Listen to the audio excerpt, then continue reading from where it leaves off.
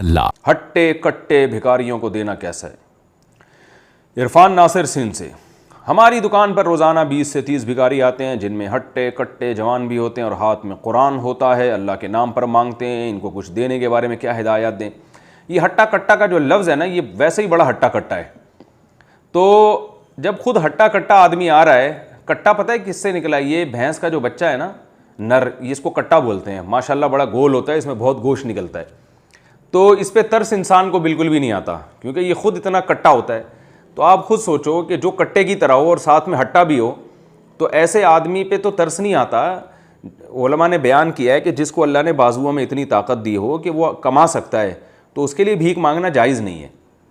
تو جس میں کمانے کی طاقت ہے، موٹے تازے ماشاءاللہ گھوم رہے ہیں، اور آپ ان کے ساتھ نہ تعاون کریں، ان کے ساتھ تعاون کریں جو بیچارے گھروں میں بیٹھے ہوئے ہیں، سفید پوش لوگ ہیں، بے روزگار ہیں، روزگار مل نہیں رہا ان کو، کمزور ہیں. ان لوگوں کے ساتھ تعاون کریں. ایسے ہٹے کٹے لوگوں کے بارے میں ایک بات میں کہوں گا، بعض دفعہ ان میں واقعی مجبور بھی ہوتے ہیں، ان کو کوئی ملازمت مل نہیں رہی ہوتی. تو ایسے موقع پہ ان کو پرکھنے کا طریقہ یہ ہے کہ جب کوئی ایسا کٹا ٹائپ کا آدمی آئے جو ہٹا بھی ہو، تو آپ نے اس کو کیا کرنا ہے، آپ نے کوئی مزدوری کا بولیں اس کو کہ یار میں تمہیں ایسے ہی نہیں دوں گا، یہ کام کر دو میرا ذرا، تو اس کے میں تمہیں اتنے پیسے دوں گا. اگر وہ کام کر دے اس کا مطلب ہے واقعی یہ محتاج ہے. میری عادت یہی ہے، میں کوشش اسی کی کرتا ہوں. جیسے کوئی آتا ہے نا ہٹا کٹا بھکاری، میں کہتا ہوں یار یہ یہاں ذرا یہ مسجد کی جو ہے نا وہ کیاری بنا دو، ذرا تھوڑا سا کھدائی کر دو، میں 1 گھنٹے کے آپ کو اتنے پیسے دوں گا. اسی سے اندازہ ہو جاتا ہے کہ یہ کتنے پانی میں ہے. اگر وہ تیار ہو جائے مزدوری کے لیے، اس کا مطلب واقعی مستحق ہے. پھر آپ نے کی بات اگر 500 کی ہوئی ہے تو آپ اس کو 1000 روپے دے دیں، 2000 روپے دے دیں، کیونکہ مستحق ہے. لیکن اگر وہ کنی کترا کے پتلی گلی سے نکل لے تو سمجھ لیں کہ یہ آپ بھی کنی کترا کے پتلی گلی سے نکل لیں وہاں سے. آپ بولیں بھائی ہم پھینکنے کی چیزیں، ایسے لوگوں کو تو آپ اپاہج بنا رہے ہیں. اسلام نے ہمیں یہ تھوڑی حکم دیا ہے کہ لوگوں کو پیسے دے دے کے ان کو اپاہج بناؤ اور بالکل ہی قوم پہ بوجھ بنا دو ان کو. یہ تو ٹھیک نہیں ہے.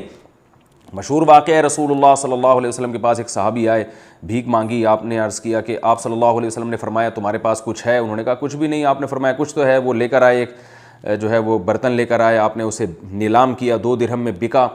ایک سے آپ نے کلہاڑی ان کو دی کہ بھئی کلہاڑی خرید کے لاؤ، اور 1 درہم سے آپ نے کہا کہ اپنے گھر کا خرچہ چلاؤ. وہ کلہاڑی لے کر آئے، آپ نے دستہ لگایا اس میں اور فرمایا جاؤ جنگل سے لکڑیاں کاٹ کے بیچو. تو وہ بیچتے رہے اور اللہ نے ان کے مال میں برکت عطا فرمائی. تو ہمارے نبی صلی اللہ علیہ وسلم نے ہمیں قوم کو اپاہج بنانے کا حکم نہیں دیا، قوم کو کارآمد بنانے کا حکم دیا. تو جو واقعی مستحق ہیں ان تک آپ رقم پہنچایا کریں، اور جو ایسے ہٹے کٹے موٹے تازے گول گول آپ کو نظر آ رہے ہیں تو ان کو تھوڑا سا دیں پیسے. بعض دفعہ مستحق بھی ہوتے ہیں، لیکن ان کو کہیں کہ آؤ ہم تمہیں کوئی کام بتاتے ہیں، تو کوئی چھوٹا موٹا کام لگائیں ان کے ذمے اور پھر اس کی دہاڑی ان کو دے دیا کریں. تو انشاءاللہ اس سے پتہ چل جائے گا، دودھ کا دودھ اور پانی کا پانی ہو جائے گا. ہاں کوئی ایسا مسئلہ ہے کہ ہٹا کٹا ہے، کما سکتا ہے، لیکن وہ اتنی دہاڑی نہیں بنتی جس سے گھر کا خرچ چلا سکے. بعض دفعہ اتنے وہ دہاڑی پہ آمادہ بھی ہو جائے گا لیکن اس کے وہ اتنے بن نہیں رہے، اس کے گھر کے خرچے زیادہ ہیں، اولاد زیادہ ہے، یا تعلیم کے خرچے ہیں، یا بیماری کوئی ایسی آئی ہوئی خطرناک قسم کی، تو پھر اس میں الگ سے اس کے ساتھ تعاون کرنا چاہیے. Thanks for watching. Don't forget to like, comment, share and subscribe to Mufti Tariq Masood Speeches channel.